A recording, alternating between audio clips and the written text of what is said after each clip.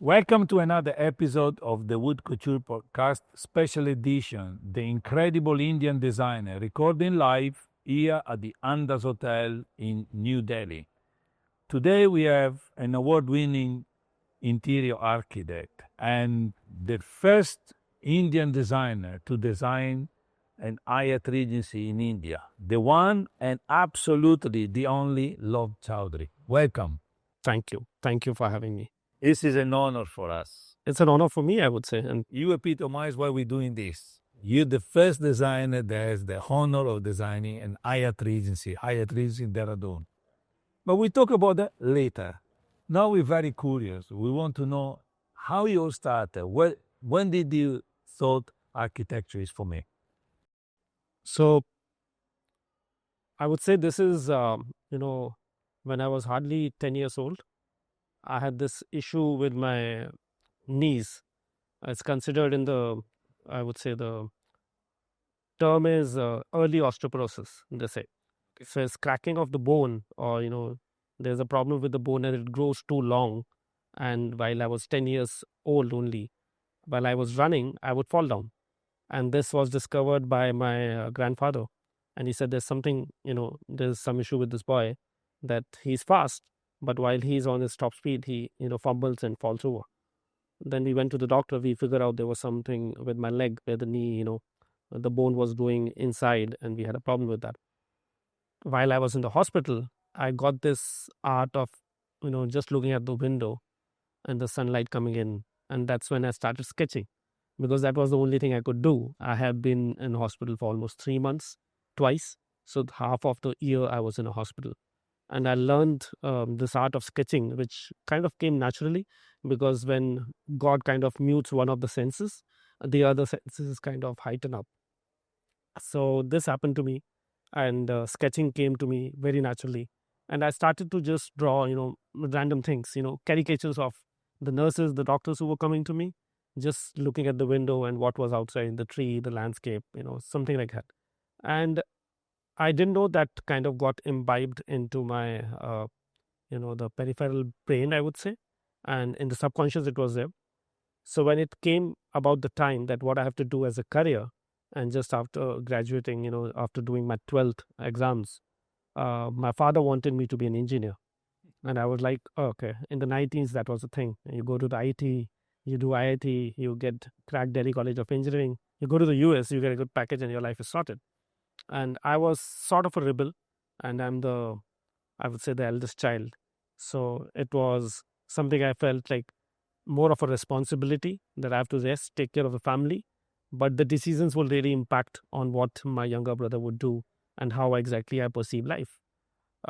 So I said that, okay, you are wanting me to take up engineering. I would take up all the exams. I would go in the exams, draw random things, because these are multiple choice questions. And somehow I still got into one of the engineering colleges, one of the esteemed ones in India. But the ranking was not as great. So my father said, but maybe we will try the next year. So the next year, the rebel in me said that I would do something which I can actually draw out of my hand and produce something which is there for life, And I didn't know architecture could have been that medium. But someone introduced me to one of the architecture colleges. And at that point of time, there was an examination that is GATE. It is specifically for architecture. And I was the first aspirant who went in to give the exam, because they had gone digital that year. So it was by the name of NATA, National Aptitude Test. So I was the first aspirant who did that. And I was the first aspirant who got through as well. And I told my father that engineering is not for me. I will go for this field. And my father keeps on telling me that while you were a kid, you would, take the book and sleep over it. But since you took up architecture, in 5 years, it's a rigorous design course, I would not, sleep for 48 hours straight. I would not eat food, but I would be all engulfed in making drawings, making different perspectives. So I got that knack, pretty much over there. And what really architecture, the 5 years journey has taught me, is life is actually very simple. It's just the lens from which we see it. So this, happened to me as architecture. I took up architecture. And like you said, that Hyatt is something, they took up, it's been promoted, or the Pritzker Award started with them, right? So I'm one of those architects who had the privilege of working with the only Pritzker laureate of India, Dr. B.V. Doshi. I studied, architecture, and my first job was with him in Ahmedabad. So I was with him for almost 1.5 years, and that's where the flair for architecture really started. I read a lot of some of your key projects. We're coming to hospitality, but I know Penthouse Magnolia or the F70 project in Noida, District 44. Yes. Tell me about this project. So this penthouse in Magnolias was offered by the same client. It was his brother who was based in London. He wanted to move to India and stay in the penthouse because I think they had been separated or for a long time, and they wanted to come back to India and live the family life. But somehow, the interior was earlier done by someone from Singapore. They hired someone from Singapore who did the whole interiors of Magnolias. And when we saw the interiors, when they invited me to see, I was just taken aback. Why is it in India? This project could have been anywhere in part of the world, but why India? And why specifically Magnolias was the luxurious property that, or the apartments that he could, have at that point of time with the money that he would have. So I went to see, and I was amazed by the fact they were red doors that you would see in Singapore because the designer was from Singapore. So he brought Singapore to India, to Gurgaon, not the other way around, that he should have actually studied what is the local culture, or what is, at times, as I say, all the designers go for a style. They want to paint everything by their style. They forget that it is a nuance that you are actually designing it, but it's for someone else who's going to be there. So when I saw the penthouse, I was just taken aback. So we started from zero. We laid down the plans, started reworking the interior architecture, changed all the civil work, opened it up as much. And as I said, the designer had this thought process from Singapore. So he cabinized everything. It was like a box.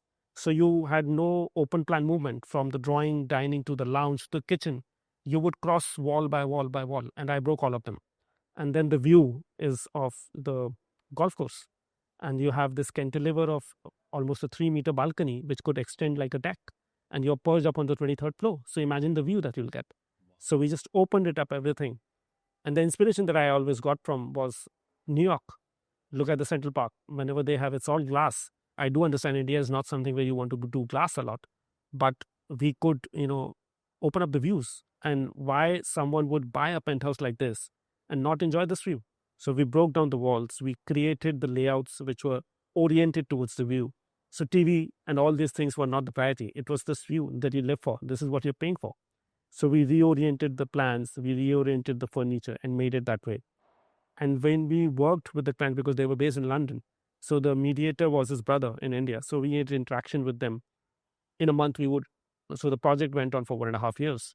3 months, we were just designing it, just getting to know them. What is their lifestyle? What are they looking forward to when they want to come to India? We really created a design vocabulary, which was their style, not mine. I understood it was like a merger, or you can say a contractual marriage that happens for 1.5 years, where a designer is getting to know you, because I don't live your life. You live your life. I just get to know you, and I can portray the best of you in my senses, or the aesthetic that I am, the vision that I have. So I have to be the dreamer of what dream you are dreaming. I have to just put that on paper. So I brought that on paper for them. And the way that penthouse turned out, we got so much accolades for that. So much, people were asking about us that, wow, this is an amazing penthouse.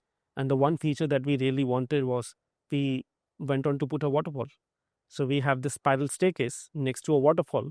So like you see in the Changi airport, you have this waterfall funneling down. So imagine a 22 feet high ceiling and an 18 feet high waterfall.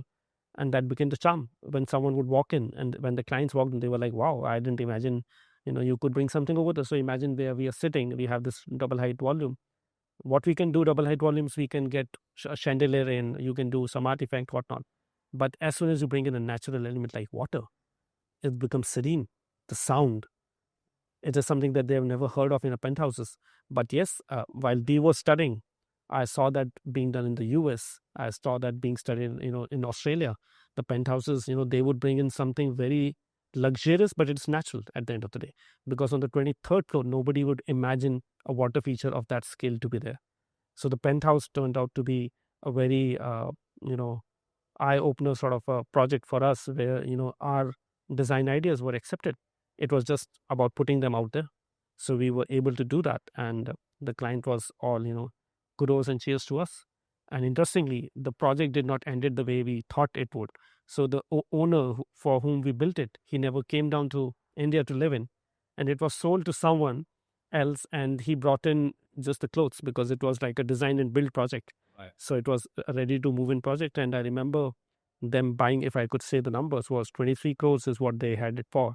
We did the interiors for 3.5 crores, and they sold it for 35 whooping crores. Huge premium. Yes, that is. So on that note, and then I come back to something you said, because you're very true to what you're saying. I saw a lot of your interviews, and you are very true on your practices. And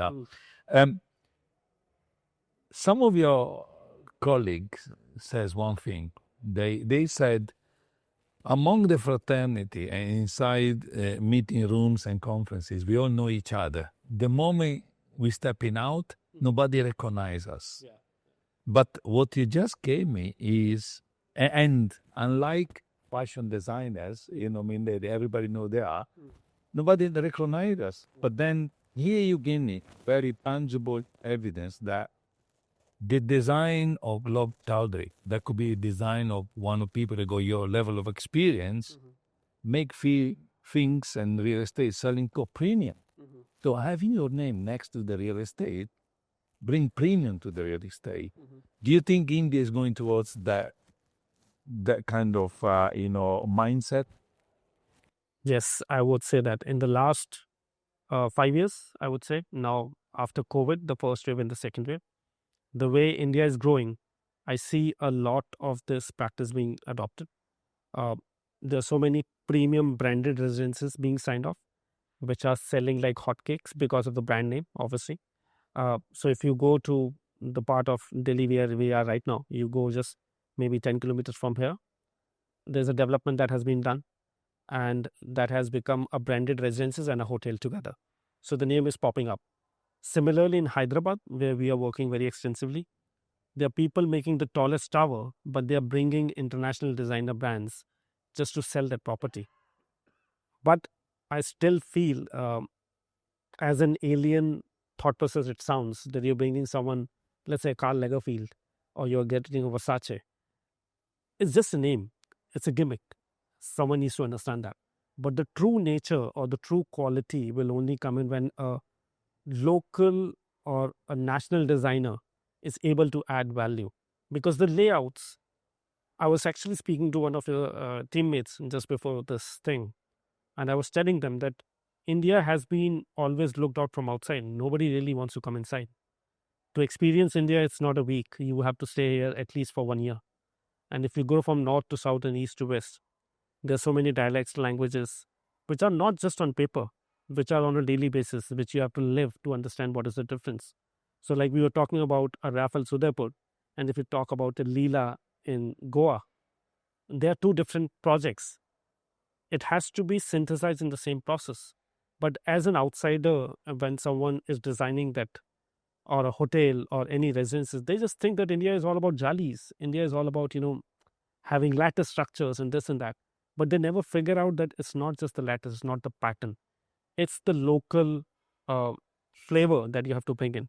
It's not about just putting one jali on a facade and you say, wow, I've done a project in India and this is how it is. But there's so much more to it that you have to, it's a layer you kind of peel off every day. And that can only be done once you have lived over here. So as an architect designer who has been born and brought up in India, when you start having that conversation with the client, with the layout, with the site typology, with the requirement, which is the local requirement, you can really come up with wonderful things which are very meaningful, which ultimately I would say not sell as a premium now, but the effective usability of it, the way it will change people's lives is much more. So it has to be evaluated that is it the capital gain that you're looking for, or is it a long-term gain you're looking for? Like if you talk about, as I said, I worked with the only Pritzker laureate from India. The scale that he works is like I Am Bangalore was designed by him. That scale of a project, how would it make, how would an institutional project like that make relevance after 50 years? He knew from the day one when he planted a tree how it would look in 25 years against the building. So he would have it in his sketches, right? He would do that, that intentionally this is here. Right now it's a newborn and it would not add any value. But 25 years down the line, when it's all grown up, it would cascade this built block and it would kind of make it, imbibe into that natural surrounding. So it's very important to get to know all this. Where if I'm sitting from any part of the world in Singapore, I could be in Malaysia, I could be designing from London or whatever. How do I get to know the ground reality of what happens here? Because I've never imagined, I've never lived through. But we have, from our childhood to the adolescence and to now practicing architecture, we have come through these nuances of life which ultimately shape our dreaming thought process. So as architects we are dreamers, right? But the dreams are somewhere of the subconscious thought process of what you have been through, and that funneling process is what makes it uh, relevant to this country. And to I would say this is for any other country as well.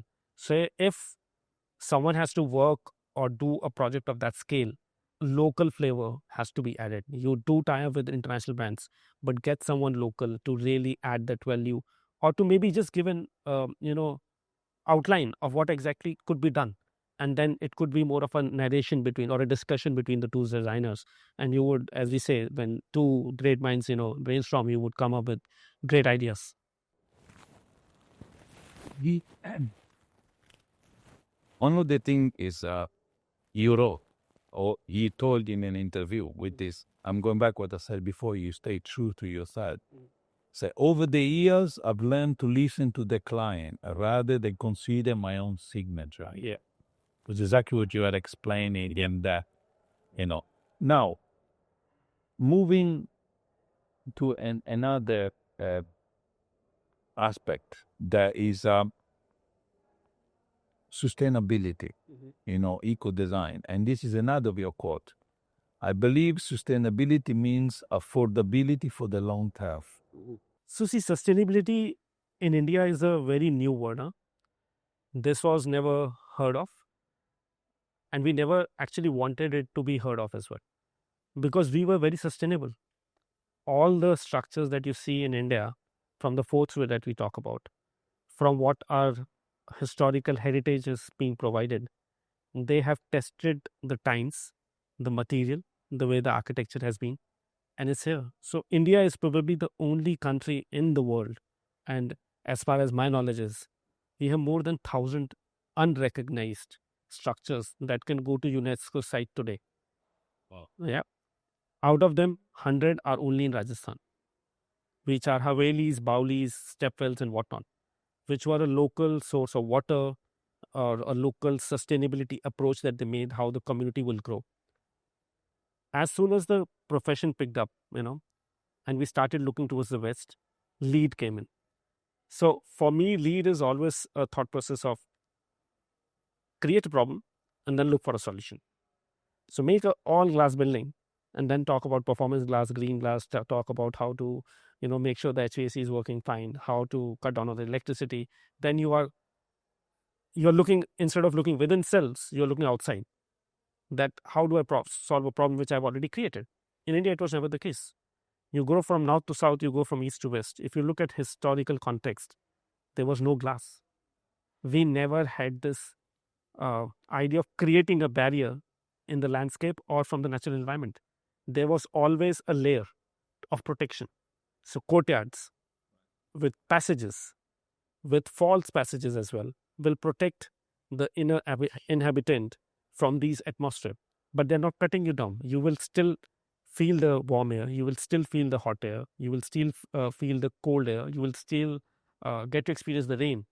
But it will curb, the impact on that. But yes, I understand the weather phenomena have changed and drastically the temperature has gone up.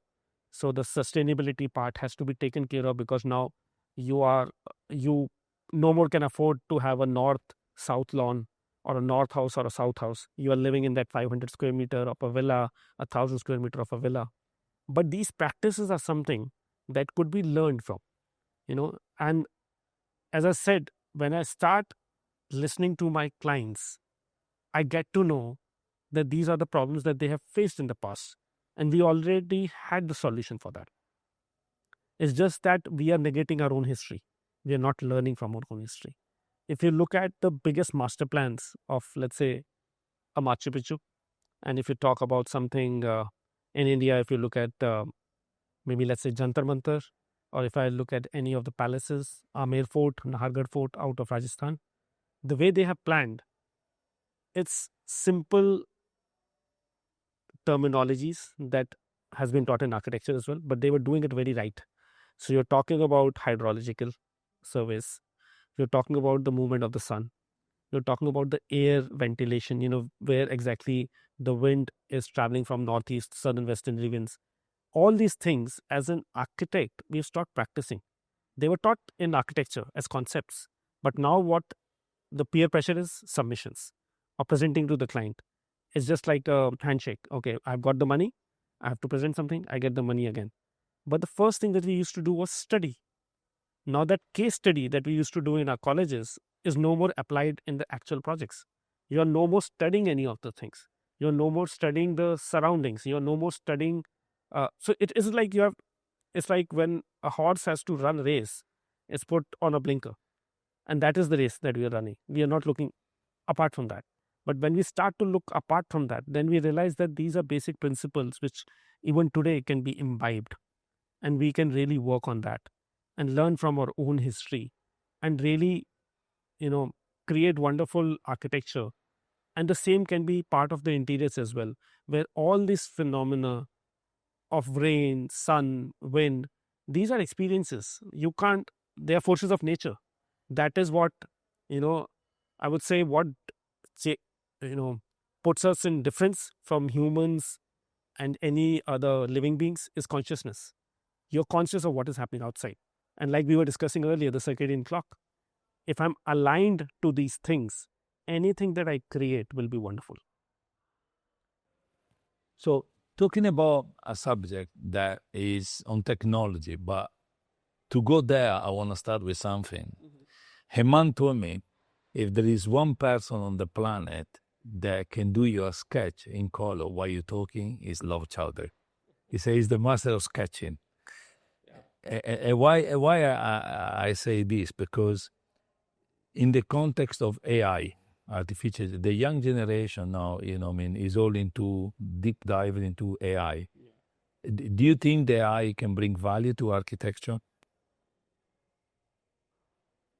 So, as an architect, as a designer, there are certain limitations that the new generation will suffer from. AI is one of them. But I simply say it's something created by humans, obviously for humans, but it's like what you put in, you will get back. So if you feed in garbage, you're getting garbage. It's the quality of the thought that you can put in. And I think what the young designers, architects should be looking at is first deep dive into the art of sketching, understand how things actually work on paper. What is your first vision?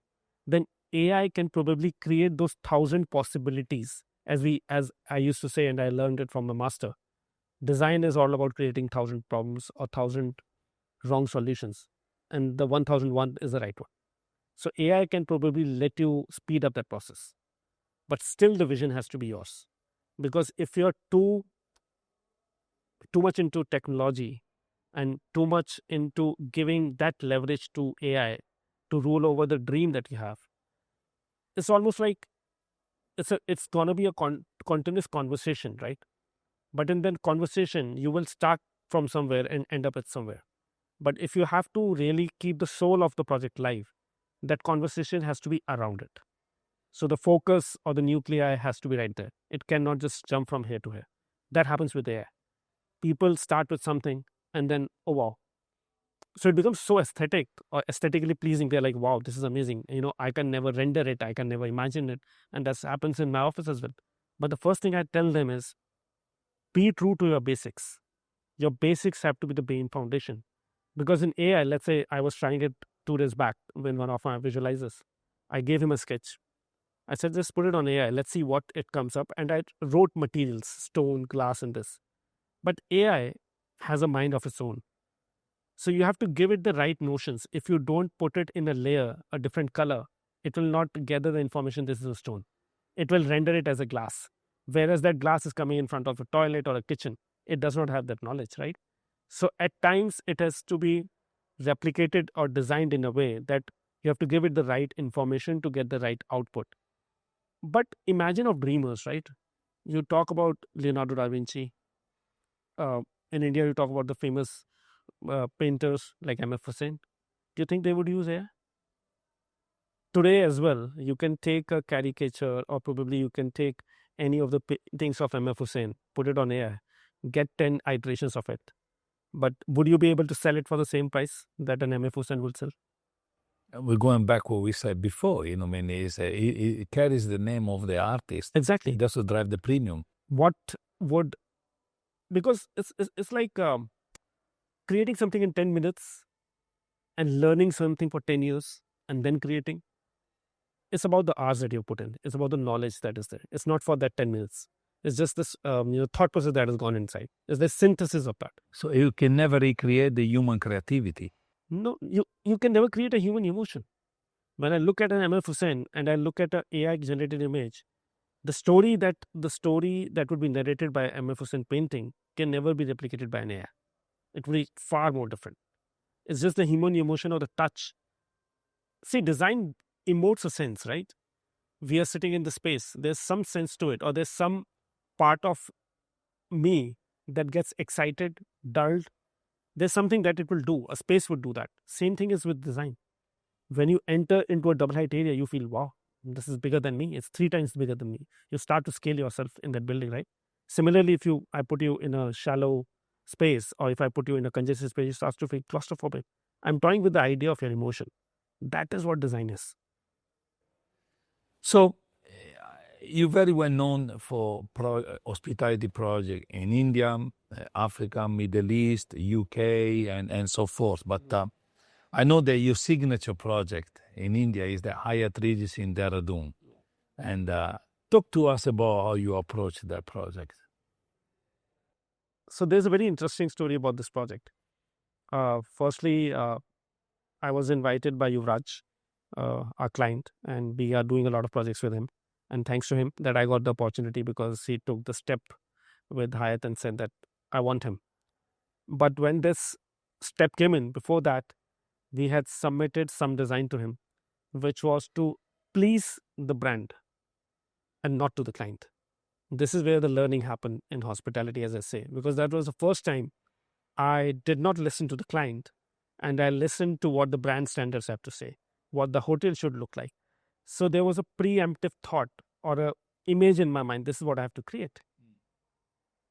But when I have this conversation and I go back, I think this was somewhere around 2017-18, sometime back. And we were sitting in Goa with Yuvraj in his house. And we were, I think it was one of the dinners that we had for the first time. And he really opened up.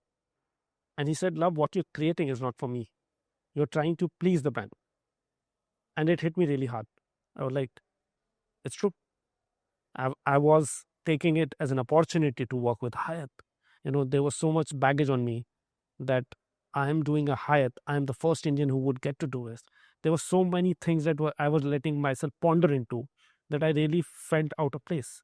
That what investment the client is doing in me is of the vision that I can create. And somehow I'm not creating the vision that I want. I'm creating the vision for someone else. I went back onto the board. And I think in 2 days, I drew a sketch, did some things on Photoshop just to make it look lively, and that this is the vision I'm looking at. I sent it across to him. And before that, Yuvraj had already told, if you are not able to do it, we'll have someone else. I said, okay, that's okay. That's good with me. I sent that sketch out to him. And I think it was 2 hours. And around 10 p.m., he called me. This is wonderful. This is what I wanted. And suddenly I was in that euphoria. Wow, this really worked. because I listened to the inner self in me and I believed in what I was actually creating. And that idea also came after that conversation in Goa. I went to the site. I learned more about what the site had to offer. Otherwise, I was designing sitting in my cabin without even thinking what is happening there, what the property would have to offer, what is the views to offer, what is the local dialect that I would actually bring on board. But when that conversation from the client happened, some pieces from the site I gathered, and something I would say that I'm blessed to vision that, I'm blessed that I can actually visualize and achieve 90% of that through my sketches. And the same happens in renting and everything. So when I put them all together in pieces, and that was the sketch that made that the client say, wow, this is what I want. And we presented it to Hyatt in first approval, and we got through. And Yuvraj said, you will do the whole property, because we started with the lobby first and the other areas. He said, now you will do the whole property, you will do the rooms. And it was, I think, a collaborative approach to the whole project, that while we started designing the rooms, the public area, we were always interacting. And it would be like 2 o'clock in the morning we are talking, or I would go to Goa and we are sitting there for 8 hours just discussing about the project. And he has played a very pivotal role as a client, because it's his vision as well. It is very important. It's almost like when you are in a racing car, it's no more about the car, it's about the driver. So in a hospitality project, the driver is your owner. We might say is the designer, but it's the owner, because he is going to spend. He is the one who's going to spend millions on the project. And as a designer, as an architect, I would be doing the project for 4-5 years, but I'm out of that. Now the repercussions, how that project is perceived, is it successful or not, the brunt of that will be on the owner. If it's successful, he earns. If it's not successful, then he's the one who's losing. So you have to listen very closely to the owner. But yes, you have to draw a line that you can't let them take the design decisions. You have to narrate the story of what vision you're trying to bring aboard. And when it becomes a collaborative effort, the project comes out like what Hyatt has. And this has really put up on that, us on that map that, like you said, that we are the first architect designers who could do a property like that. It gives me immense pride that actually this is what I was trying to do. And this, I think, has opened gateways to a lot of other architect designers, that brands like Hyatt have really opened up, that they're inviting all other architects and designers to design properties now. Apart from the first lesson that you just described, what other lessons or takeaways have you drawn from this project? In terms of not to do, or try to avoid to do, let's say, in designing hotels? I would say when you're designing hotels, stay away from reference images. Because a lot, the way people have started approaching design is looking at reference hotels, looking at Pinterest, or I know a few friends of mine who have just stepped into the hospitality industry. They go stay in these properties, right? That's a good way of learning how it functions, but not a good way of designing them. A good hotel for me would be something which is an amalgamation of the inside outside, and you kind of fade away the line. You never get to know if this is inside or this is outside. You are too cohesive, or it is it's so flowy like water. It can, you can penetrate from one end, go to the other, and you just don't realize that you have walked into an interior space or an outdoor space. So that learning happened in this project as well. And when I say the maximum takeaways that I have for other projects that I design now is never underestimate craft. Never underestimate craft. Because we did build up walls, we did think of flooring, we did think of ceilings. But this material can be applied in other 100 properties. Why would it be different in my property? Or why should it be? So there are certain questions as architect designer we should start asking. Now, there are so many man-made materials which are coming up, right? So imagine you take up any material from Italy, a tile, which can be put up in a hotel. But the formats that they offer, from an 80 to 60 to 120 to 240 or a large span, There are only 3 ways to put it. So if it's an architect as a designer, it's used in 10 properties, it will start to look the same. So you have to go back on the board and reinvent a basic thing, that how exactly the detail will work out. And it's all actually in the details. That when you start imbibing craft is something that one material can be fabricated to 10 different things. So let's say we have copper. We have a copper glass. We could have a copper plate. We could have a copper lighting. How could you make sure that this is very local to this space? So when we studied about Dehradun, there was so much to offer from the treks that happen, from the caves that are there. There was so much of learning. So we picked up, yes, we did look at references, but we looked at historical or the contextual reference of that place and how we would make sure that this replicates in our property. So let's say I talked about caves. So we created, I would say, alleys or carriageways which would imitate those caves. So when you're walking from one area to other, you would have that reminiscence that you're going through a cave. Similarly, the tree and the flora fauna that was around it. So there's something known as tree rings, right? So we studied the tree rings of at least 10 typology of landscape of trees that was there. And then we did on one wall, which was a paneling done on veneer. And then we embedded, those copper rings into that. And that was of a very famous tree over there. So we brought that human nature to that part of the property. We picked up the local, the wood color that is there, the veneer, which was used in majority of the houses, that made them feel warm during the winters, right? So we picked up that kind of veneer. So the FF&E space, when we were working in, so our FF&E was very rooted into what local offering was there. Like when you go to Uttarakhand, there is a cap or a sort of a headgear that they wear, right? So there is a motif which is there. It's like a tapestry. We studied that tapestry, put that into floor patterns, studied the color. So whatever was the upholstery was an outcome of that, because somehow that color was replicated in their saris, in the menswear. It was part of the culture of Uttarakhand. And when they would see it, they would relate to it. Oh, wow, this yellow is actually something which has been taken from this color.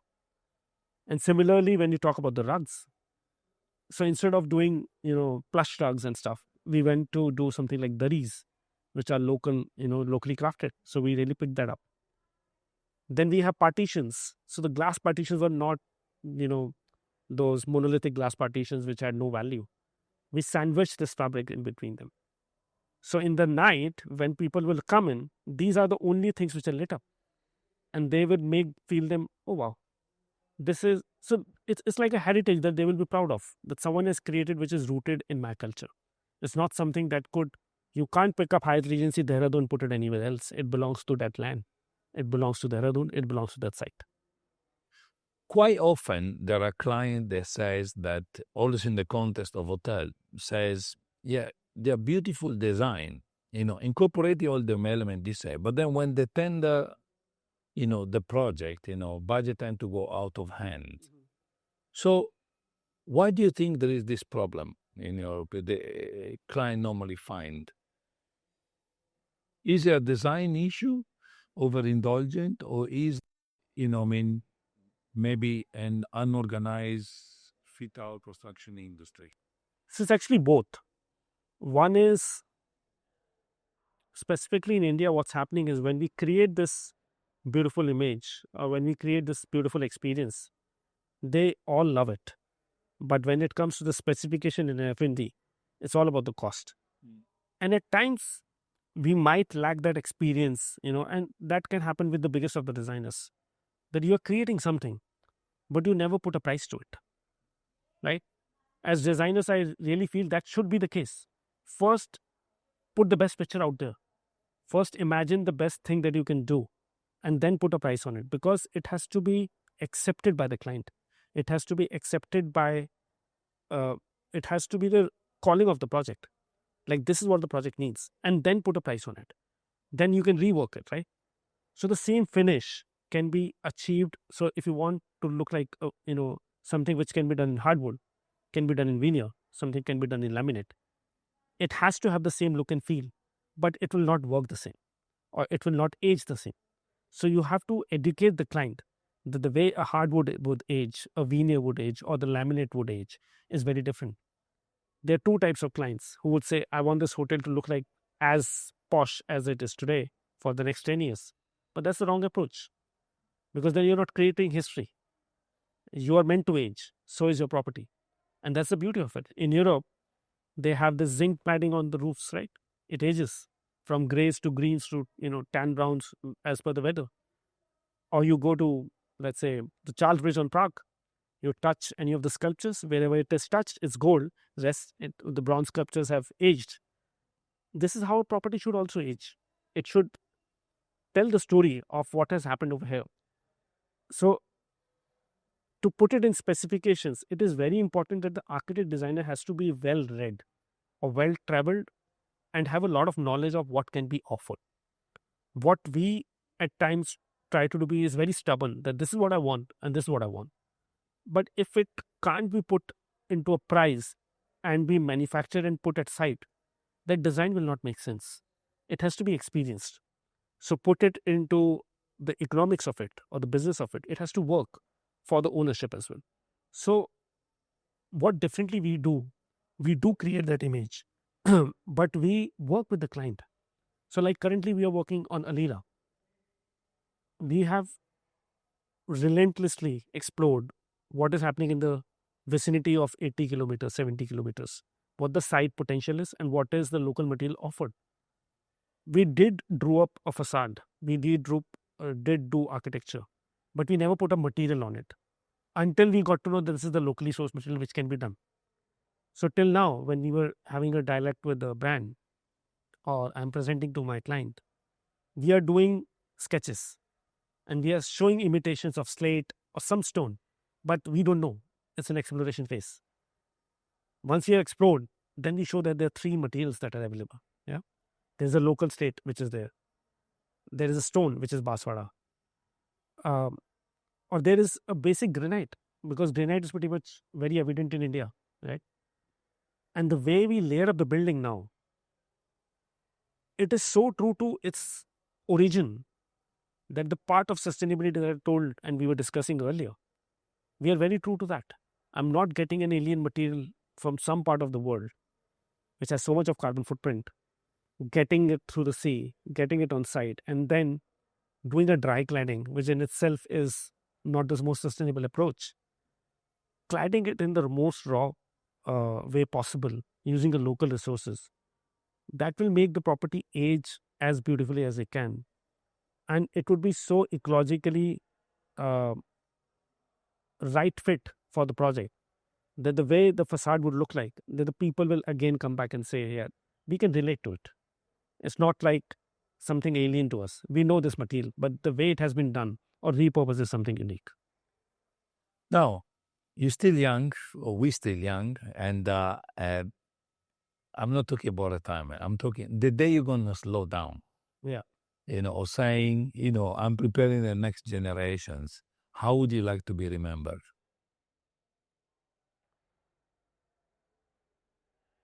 I would say that I don't really want to be remembered. I want to be somehow obsolete to a level until someone reads about me, then only they get to know. So let's say I'm 37 now. If I look at 16 and I could touch 60 by then, I might be sitting in a hotel or a residence, not a residence, I would say, any public building or at least a hotel. And the owner and other people would know me. But someone like we are sitting as friends over here, chatting or having coffee, nobody should come up to me, say, and then this is love. It should be Unspoken. Unspoken, yeah. Again, I don't want to be in that limelight. And that is what happens in a lot of conversations that keep on happening. You were not there, you were not there. There's too much work to do. I'm happy doing that work. And that gives me joy. Yes, when I'm done with that work, now I want to showcase you, I'll be back. And that's how the whole life has been for me. So when I would say I would be remembered for something, would be what I have added as value to people in their lives. So I would love to be remembered by the owners when they call me, Love, hi, it is still doing good. Maybe you want to grab a coffee over there. And that's the calling. So the idea of working all across India, Dubai or London, is you get to see the world because you get to come back to what you did. So I would probably be, I would love to be remembered in that sense that I can go back to these places and have these small nuances of life. So for the people that are watching us, they go as far as Australia. Yeah. And why are India designers incredible? See, firstly is we have a history which goes back. It's in our DNA. I would say, and I would put it out very flatly over there, the vision that an Indian designer starts with is so true to its form that it's not an idea which is taken for granted, or it's not an adopted idea. It's true to its nature. Although the world says that Indians are not innovators, but watch out for the next 10 years in this hospitality space. The best properties throughout the world will be done in India. Final question. Since you have an office in Dubai, Yeah. so if I take a large white canvas and they give you your famous pencil that you like to sketch, and I put it on top of Burj Khalifa, what message would you write in there so everybody can see it? I would say it's not about the height, it's about the depth of a building. Well, support that. Yeah. It's a very powerful message. Yeah. Love Choudhary, it's been lovely. Thank you. Thanks for having me.